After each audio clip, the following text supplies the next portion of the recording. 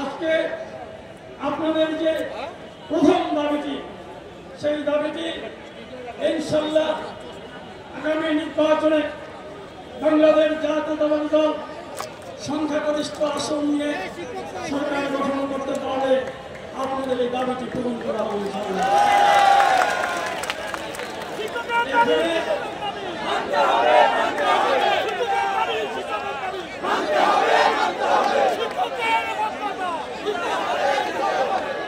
এখানে যারা উপস্থিত আছেন মনোযোগ দিয়ে আমার একটি কথা শুনুন। আপনাদের এই সমাবেশে আসার জন্য আমাদের মাননীয় মহাসচিব আমাকে নির্দেশ দিয়েছেন, কিন্তু আমি এখানে আসার আগে আপনারা মোবাইল যদি এভাবে ধরে রাখেন সাংবাদিকদের কাছে একটু ছবি দেখে আমি এই সমাবেশে আসার কথা না।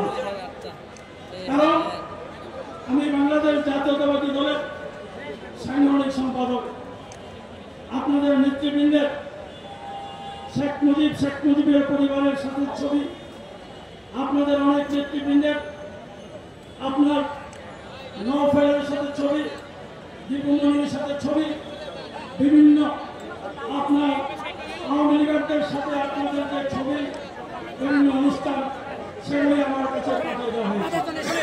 কিন্তু যেহেতু আমার নির্দেশ, আপনারা শিক্ষক, আমিও শিক্ষক,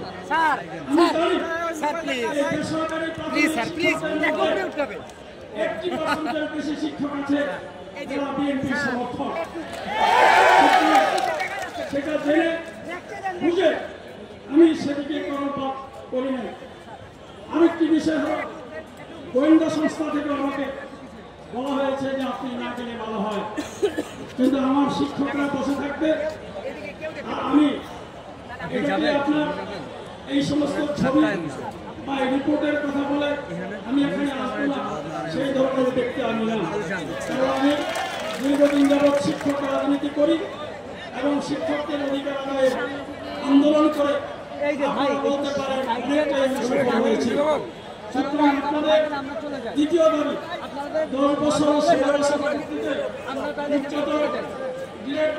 জটিলতা নিরসন, 10 বছর পূর্তিতে আমি মনে করি এই দাবিটা আপনাদের অত্যন্ত ন্যায্য দাবি।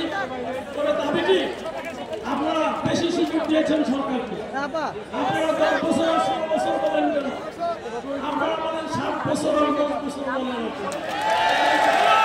সেই সুযোগ দিবেন, আলোচনার টেবিলে নির্ধারণ হবে কত বছরে দেওয়া হবে না। সেই বিষয়টি আপনাদের প্রধান শিক্ষক শতভাগ পদোন্নতি।